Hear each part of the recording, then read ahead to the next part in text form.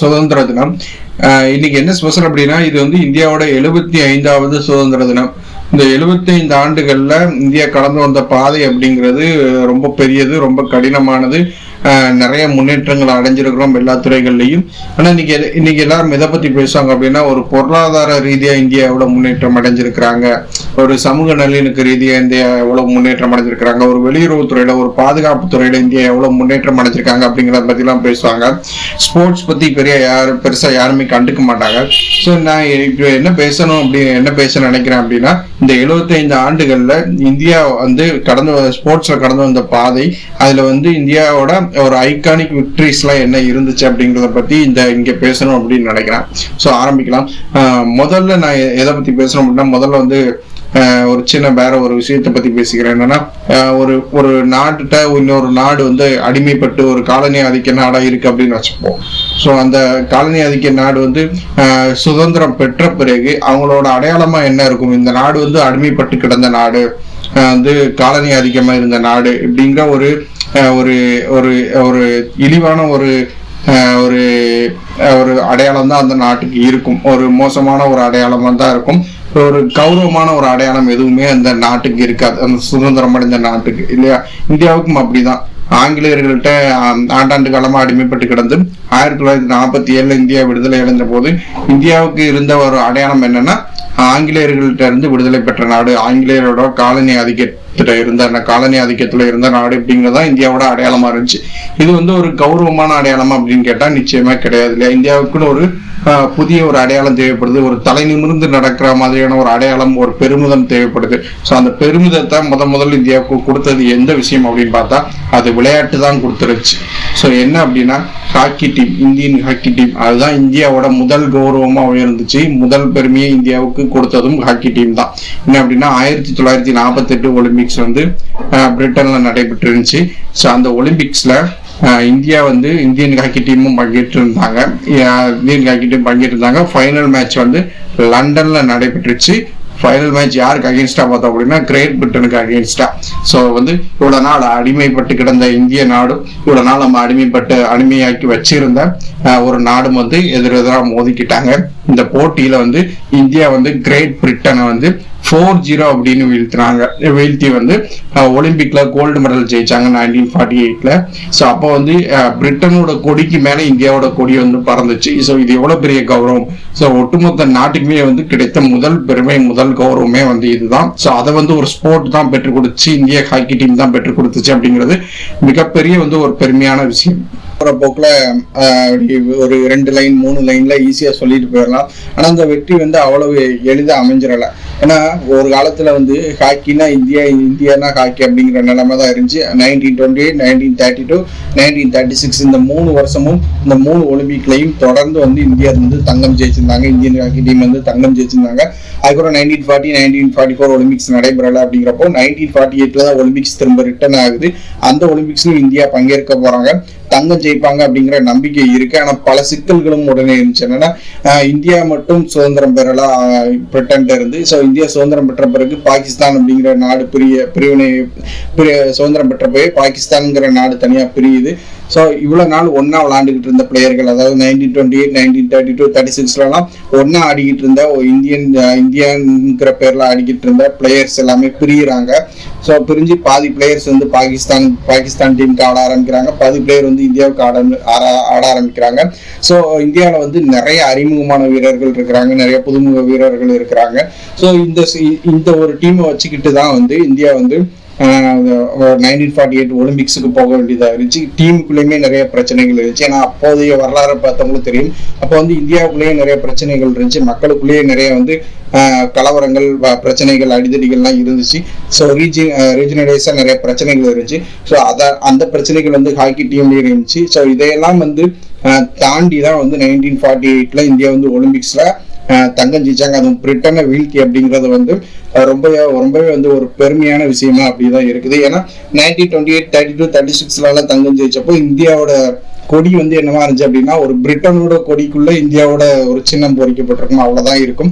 So 1948 முதல் முறையே India வந்து மூவர்ண கொடியை ஜெர்சியில ஏந்தி வந்து பங்கேற்றிருந்தாங்க. ஸோ அந்த வெற்றி தான் வந்து இந்தியாவுக்கு வந்து முதல் கௌரவத்தையும் முதல் பெருமையும் கொடுத்துச்சு. இந்தியாவுக்கு வந்து ஒரு அடையாளத்தை கொடுத்துச்சு, ஒரு கௌரவமான தலை நிமிர்ந்து நடக்கிற வகையிலான ஒரு அடையாளத்தை கொடுத்துருந்துச்சு.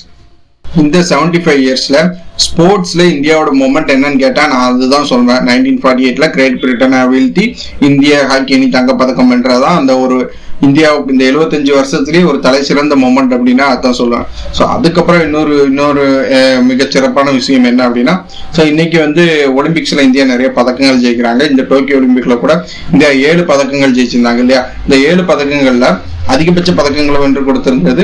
ஸோ மல்யுத்தத்துல இருந்து 2 பதக்கங்கள் ஜெயிச்சு கொடுத்திருந்தாங்க. ஸோ மல்யுத்தம் அப்படிங்கிறது இந்தியாவுக்கு வந்து எப்போதுமே வந்து கை கொடுக்கக்கூடிய விஷயமா இருக்கு. 2008, 2012, 2016, 2021 தொடர்ந்து வந்து மல்யுத்தத்துல வந்து வீரர்கள் வந்து பதக்கம் ஜெயிச்சு கொடுத்துட்டே இருக்கிறாங்க இந்தியாவுக்கு.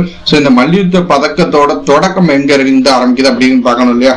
ஸோ அது பார்த்தோம் அப்படின்னா 1952க்கு நம்ம வந்து டிராவல் பண்ணி போயாகும். 1952ல கேடி ஜாதவ் அப்படிங்கிற ஒரு பிளேயர் தான் வந்து ஒரு மகாராஷ்டிர வீரர் தான் வந்து ஸோ இந்தியாவுக்கு வந்து மல்யுத்தத்துல முதல் பதக்கத்தை வென்று கொடுத்தாரு. ஸோ இப்போ இவ்வளவு பதக்கம் ஜெயிக்கிறோம் அப்படின்னா அதுக்கெல்லாம் ஆரம்ப புள்ளி வந்து அவர் ஜெயிச்சு கொடுத்தது தான்.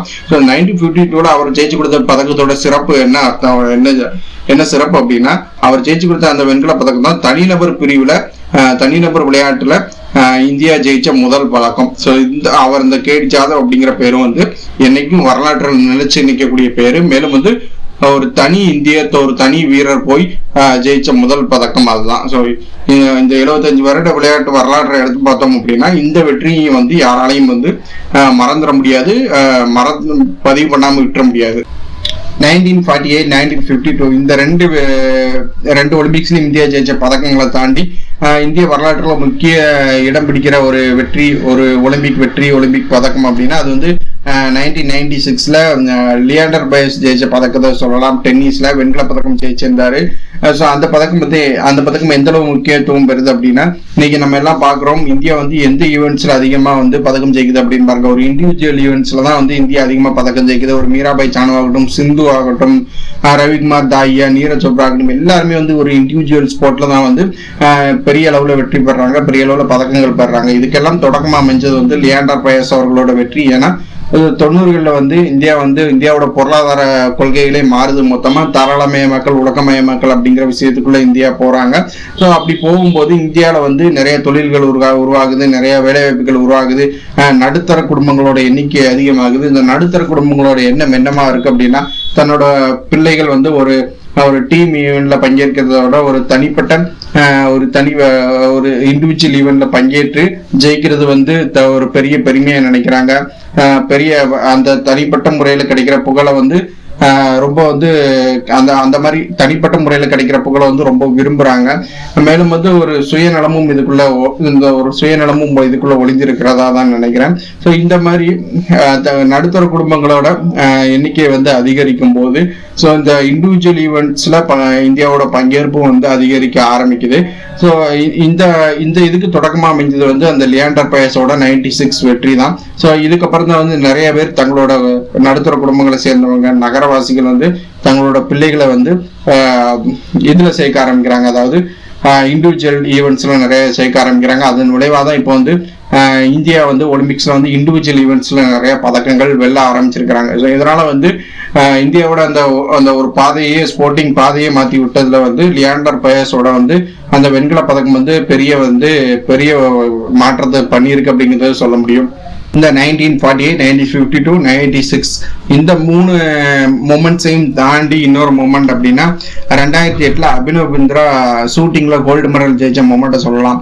அது வந்து மிகப்பெரிய தாக்கத்தை ஏற்படுத்தியிருக்கு. இந்தியாவோட அந்த விளையாட்டு துறையிலே வந்து மிகப்பெரிய தாக்கத்தை ஏற்படுத்தியிருக்கு. என்னன்னா இன்னைக்கு இந்த ஒலிம்பிக்ல ஆகட்டும், அடுத்த ஒலிம்பிக் தயாராகவங்களே ஆகட்டும், யாருக்கிட்ட போய் கேட்டாலும் நீங்க யாரை இன்ஸ்பிரேஷனா எடுத்துக்கிட்டு வந்து உங்க விளையாட்டு கரியரை அமைச்சுக்கிட்டீங்க அப்படின்னு போய் கேட்டோம் அப்படின்னா, நான் வந்து அபினவ் பிந்த்ரா கோல்டு ஜெயிச்சதை பார்த்து தான் நான் வந்து ஸ்போர்ட்டே வந்து கரியரா எடுத்துக்கணும்னு நினைச்சேன், ஸ்போர்ட்ஸ் மேல ஆர்வம் வந்துச்சு அப்படின்னு நிறைய பேர் சொல்லுவாங்க. இது வந்து எளிமையா கேள்விப்படலாம். அண்ட் இன்னைக்கு இந்த டோக்கியோ ஒலிம்பிக்ல 127 பேர் பங்கேற்று இருந்தாங்க. அதுல பெரும்பாலானவர்கள்ட்ட கேட்டிருந்தாலும் அபினவ் பிந்த்ரா தான் எங்களுக்கான இன்ஸ்பிரேஷன், அவர் ஜெயிச்ச கோல்டு தான் வந்து எங்களுக்கான இன்ஸ்பிரேஷன் அப்படின்னு சொல்லியிருப்பாரு.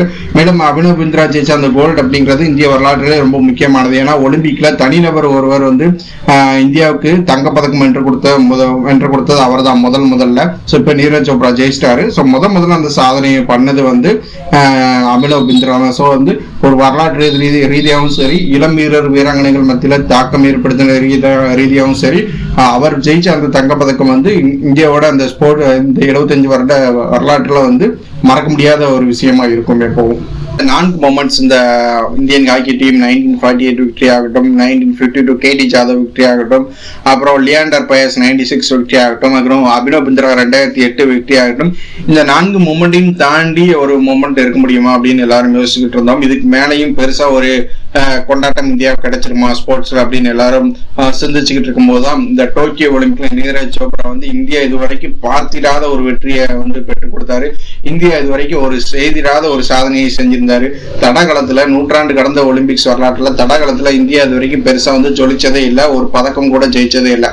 1900 நார்மன் பிரிச்சர்ட்னு ஒருத்தர் வந்து பதக்கம் ஜெயிச்சிருக்கிறாரு, இந்தியா சார்பில் போனவர். ஆனா அவர் வந்து ஒரு ஆங்கில இந்தியர். அவர் வந்து 2 பதக்கம் ஜெயிச்சிருந்தாரு. அந்த 2 பதக்கத்தையும் வந்து இந்தியாவுடையதான் அப்படின்னு சொந்தம் கொண்டாடப்பட்டாலும் அவர் ஒரு ஆங்கிலோ இந்தியர். அது வந்து ஒரு முழுமையான வெற்றி கிடையாது நமக்கு தடகளத்துல. அந்த நார்மன் பிரிச்சர்ட் அப்படி ஜெயிச்ச பதக்கங்கள் வந்து அது வந்து ஒரு முழுமையான வெற்றியா நம்ம கருத முடியாது. ஸோ அதை விட்டு பார்த்தோம் அப்படின்னா இந்த நூற்றாண்டு காலத்துல தடகளத்துல இந்தியாவுக்கு ஒரு பதக்கத்தை ஜெயிச்சு கொடுத்தது நீரஜ் சோப்ரா மட்டும்தான். அதுவும் தங்க பதக்கத்தை ஜெயிச்சு கொடுத்தாரு. ஸோ இது வந்து மறக்கவே முடியாத வெற்றி. இந்த நீரஜ் சோப்ராவோட இந்த வெற்றி வந்து இந்தியாவோட தடகள வரலாற்றிலேயே வந்து மிகப்பெரிய தாக்கத்தை ஏற்படுத்த போது. நான் முதல்ல ஒரு விஷயம் சொன்னோம், தாராளமயமாக்கல் 1990s அப்புறம் உலகமயமாக்கல், இந்த பொருளாதார மாற்றங்கள்லாம் ஏற்படும் போது நடுத்தர குடும்பங்களோட எண்ணிக்கை அதிகமாகுது. அவங்க வந்து ஒரு இண்டிவிஜுவல் ஸ்போர்ட்டையும் ஒரு இன்டோர் ஸ்போர்ட்டையும் தேடி போறாங்க அப்படிங்கிற மாதிரி சொல்லியிருந்தேன். ஸோ தடகளம் அப்படிங்கிறது அதிகமாக பிசிக்கல் டிமாண்ட் இருக்கக்கூடிய போட்டிகள். ஸோ இதுல வந்து தங்களோட பிள்ளைகள் வந்து ஆடுறத வந்து விரும்ப மாட்டேங்கிறாங்க. ஸோ இந்த நீரஜ் சோப்ராவோட வெற்றி அப்படிங்கிறது அதையெல்லாம் மாற்றும். ஏன்னா இதுக்கு முன்னாடி ஒரு முன்னுதாரணமே இல்லை தடகளத்துல வந்து பெருசா இந்தியாவுக்கு வந்து எந்த முன்னுதாரணமே இல்லை, யாருமே பதக்கம் ஜெயிச்சிருக்கல. ஸோ இப்போ வந்து ஒரு முன்னுதாரணம் இருக்கு, நீரஜ் சோப்ரா தங்கம் ஜெயிச்சிருக்கிறாரு, இப்படி ஜெயிக்கலாம் அப்படின்னு ஒரு வழியையும் போட்டு கொடுத்திருக்கிறாரு. ஸோ இதுல வந்து இனிமே வந்து இந்தியா சார்பில் வந்து நிறைய தடகள வீராங்கனைகள் வந்து ஆர்வமா வருவாங்க. ஸோ பெற்றோர்களும் தங்களோட பிள்ளைகளை கொண்டு வந்து நிச்சயமா வந்து தடகளத்துக்கு ஸ்பெஷலைஸ்டா பயிற்சிகள் கொடுக்கறதுக்கு வந்து கொண்டு வந்து சேர்ப்பாங்க அப்படிங்கிறதுலாம் ஒரு மிகப்பெரிய நம்பிக்கையை ஏற்படுத்தியிருக்கிறது இந்த நீரஜ் சோப்ராவுடைய வெற்றி அப்படிங்கிறது. ஸோ அதனால இந்த நீரஜ் சோப்ராவுடைய வெற்றி வந்து இந்த 75 வருட இந்திய விளையாட்டு வரலாற்றில் வந்து ரொம்பவே முக்கியமான வெற்றியா இருக்கும் அப்படிங்கிறதுல எந்த சந்தேகமே இல்லை. 5 பேர் எல்லாமே ஆண்கள் சம்பந்தப்பட்ட விஷயம். ஸோ இப்போ பெண்கள் பத்தி சொல்லணும் அப்படின்னா ஒரு PV சிந்து இப்போ வந்து 2 முறை பதக்கம் ஜெயிச்சிருக்கிறாங்க ஒலிம்பிக்ல. இது வரைக்கும் இந்திய வீராங்கனைகள் யாரும் செய்யாத சாதனை இது. 2 ஒலிம்பிக்ஸ்ல தொடர்ந்து கன்சிஸ்டன்ஸா பெர்ஃபார்ம் பண்ணி பதக்கம் ஜெயிக்கிறது அப்படிங்கிறது ஒரு வந்து மிகப்பெரிய விஷயம். அவங்க வந்து இன்னும் பாரிஸ் தயாராகிட்டு இருக்கிறாங்க. ஸோ அங்கேயும் பதக்கம் வெல்வாங்க அப்படிங்கிற நம்பிக்கை இருக்கு. அப்படிங்கிற பட்சத்துல தொடர்ந்து 3 பதக்கங்கள் ஜெயிச்ச வீராங்கனையா இருப்பாங்க. ஸோ இப்படி ஒரு கன்சிஸ்டன்டான வீராங்கனை, ஸோ வந்து பெண்களுக்கெல்லாம் நம்பிக்கை கொடுக்க வளைகிற வீராங்கனை வந்து கிடைக்கிறது மிகப்பெரிய அற்புதம் அப்படின்னு தான் சொல்லணும். ஸோ அவங்களோட அந்த ஸ்போர்ட்டிங் கரியருமே வந்து இந்திய விளையாட்டு வரலாற்றுல வந்து ரொம்ப முக்கிய இடம் பிடிக்கும் அப்படின்னு தான் நினைக்கிறேன். ஸோ அதுக்கப்புறம் அவங்கள தாண்டி பார்த்தோம் அப்படின்னா இந்த வாட்டி இந்திய பெண்கள் ஹாக்கி அணி வந்து ரொம்ப சிறப்பா ஆடினாங்க, ரொம்ப போராடி வந்து தோல்வி அடைஞ்சிருந்தாங்க. ஸோ இந்த போராட்டமும் அப்படிங்கிறதே வந்து இந்தியாவில் வந்து நிறைய பேர் ஹாக்கியை நோக்கி கவனத்தை திருப்பி இருக்கு. இந்தியாவோட ஹாக்கியை ஃபாலோ பண்றதுக்கு நிறைய பேர் முன் வந்திருக்கிறாங்க. ஸோ ஆர்வமா ஹாக்கி பார்க்கறதுக்கு நிறைய பேர் முன் வந்திருக்காங்க.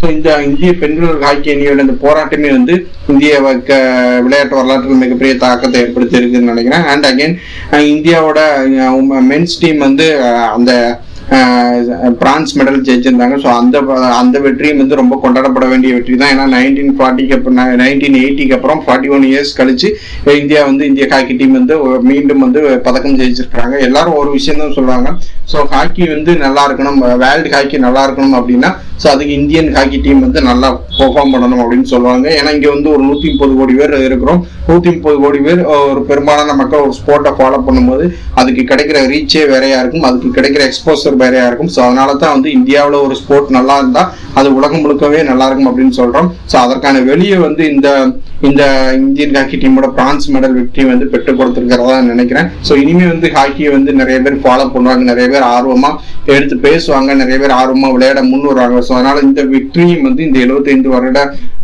இந்திய விளையாட்டு வரலாற்றுல ரொம்பவே முக்கியமானதா இருக்கும் அப்படின்னு நினைக்கிறேன். சொல்லி இதை தாண்டி நம்ம வந்து ஸ்போர்ட் அப்படின்னு சொன்னோம்னா இந்தியாவோட கிரிக்கெட் விட்டுட்டு பேச முடியாது. ஸோ கிரிக்கெட்டை பத்தியும் பேசிடுவோமே. ஸோ கிரிக்கெட்ல வந்து மிகப்பெரிய வெற்றிகள் அப்படின்னா 1983 வேர்ல்டு கப், 2011 வேர்ல்டு கப், இந்த 2 வெற்றியை வந்து தான் ரொம்ப மிகப்பெரிய வெற்றி. 1983 வேர்ல்டு கப் இந்தியாவோட வந்து கிரிக்கெட்டே வந்து ஒரு எல்லாருக்குமான விளையாட்டா இந்தியாவோட இடுக்கெல்லாம் மூளை முடுக்கெல்லாம் வந்து கொண்டு போய் சேர்த்த வெற்றி அந்த 1983 வேர்ல்டு கப் வெற்றி. ஸோ அந்த வகையில வந்து அந்த வேர்ல்டு கப் வந்து மிகப்பெரிய தாக்கத்தை ஏற்படுத்தியிருக்கு. இன்னைக்கு வந்து எல்லாரும் குற்றம் சாட்டுறோம், இந்தியாவோட கிரிக்கெட்டை தாண்டி எதுவுமே வளராது, எல்லாரும் கிரிக்கெட்னே அழுதுகிட்டு இருக்கிறாங்க அப்படிங்கலாம் விமர்சனம்லாம் வைக்கிறாங்க. ஸோ அதுக்கெல்லாம் காரணம் இருந்தது அந்த வெற்றி தான். அந்த வெற்றி வந்து அவ்வளவு பெரிய தாக்கத்தை ஏற்படுத்துச்சு இந்தியாவில். ஸோ ஒரு 1972ல இருந்து இந்தியன் ஹாக்கி டீம் அப்படியே வீழ்ச்சியை சந்திச்சுட்டு வர ஆரம்பிக்கிறாங்க. ஸோ அந்த டயத்துல இந்தியன் கிரிக்கெட் கரெக்டா வளர்ச்சியை நோக்கி போறாங்க. ஸோ இது ரெண்டும் வந்து ஒரே நேரத்தில் நடக்கிறது இந்தியாவோட கிரிக்கெட் வளர்ச்சிக்கு வந்து மிகப்பெரிய அளவுல பூஸ்டா இருந்துச்சு. மேலும் வந்து வெற்றி பெற்றாங்க வரிசையா. அந்த வெற்றி தான் வந்து ரொம்ப முக்கியம் நினைக்கிறேன். நம்ம கிரிக்கெட்டை வந்து கண்ணை மூடிட்டு குறை சொல்ல முடியாது. ஏன்னா அவங்க தொடர்ந்து வெற்றி பெற்றாங்க. 83 வேர்ல்டு கப் ஜெயிச்சாங்க, 85ல சாம்பியன்ஸ் ட்ராஃபி ஜெயிச்சாங்க. ஸோ இந்த மாதிரி கண்டினியூஸா வெற்றி பெற்றே வந்தாங்க. தொடர்ந்து நட்சத்திர வீரர்கள் அறிமுகமாக்கிட்டே இருந்தாங்க. ஸோ இந்த மாதிரியான வெற்றிகள் வந்து தொடர்ந்து மற்ற ஸ்போர்ட்டுக்கும் கிடைக்கும் போது வந்து மற்ற ஸ்போர்ட்டும் இந்தியாவோட இன்க்ரீஸ் ஆகும் மற்ற ஸ்போர்ட்டும் இந்தியாவோட கவனம் பெறும் அப்படிங்கிறதுல எந்த சந்தேகமும் இல்லை. நிச்சயமே வந்து இந்த 75 வருட வரலாறு அப்படிங்கிறது, இந்திய விளையாட்டு வரலாறு அப்படிங்கிறது தொடர்ந்து முன்னேற்றத்தை நோக்கி தான் போய்கிட்டே இருக்குது. நாம வந்து பேசலாம், ஒரு சின்ன நாடுகளை கம்பேர் பண்ணி நம்பர் கேம்ஸ் வச்சு பேசலாம். அந்த நாடு இவ்வளவுதான் மக்கள் தொகை வச்சுக்கிட்டு இவ்வளவு வந்து பதக்கம் ஜெயிச்சிருக்கிறாங்க, நம்ம என்ன இவ்வளவு பெரிய மக்கள் தொகை வச்சுக்கிட்டு 7 பதக்கம் 5 பதக்கம் பெற்றுட்டு இருக்கோம் அப்படின்னு பேசலாம் என்ன வேணாலும். ஸோ ஆனா அதெல்லாம் வந்து ஒரு இது கிடையாது. ஸோ அந்த மக்கள் தொகைக்கு அந்த அரசாங்கங்கள் செஞ்சு கொடுக்கறது போதுமானதா இருக்கும். இந்த மக்கள் தொகைக்கு இங்க வந்து அவ்வளவு பெரிய விஷயங்கள் பண்ணி கொடுக்கறது வந்து ரொம்ப சிரமமான விஷயம். அதனால வந்து ஒரு படிப்படியான வளர்ச்சி தான் வந்து எதிர்பார்க்க முடியும். அந்த வளர்ச்சியில வந்து இந்தியா வந்து இவ்வளவு நாள் வந்து நிச்சயமாவே படிப்படியான வளர்ச்சி அடைஞ்சிருக்கு அப்படின்னு தான் நினைக்கிறேன். ஸோ அடுத்தடுத்த கட்டங்கள்ல இன்னும் வேகமா வளர்ச்சி அடைவாங்க அப்படிங்கிற நம்பிக்கையும் இருக்கு. ஸோ இந்திய விளையாட்டுத்துறை வந்து இந்த 75 வருடத்துல கண்ட முன்னேற்றத்தோட அடுத்தடுத்த வருடங்கள்ல இன்னும் அதிகமா முன்னேறணும் அப்படிங்கறதா என்னோட விருப்பம். நன்றி.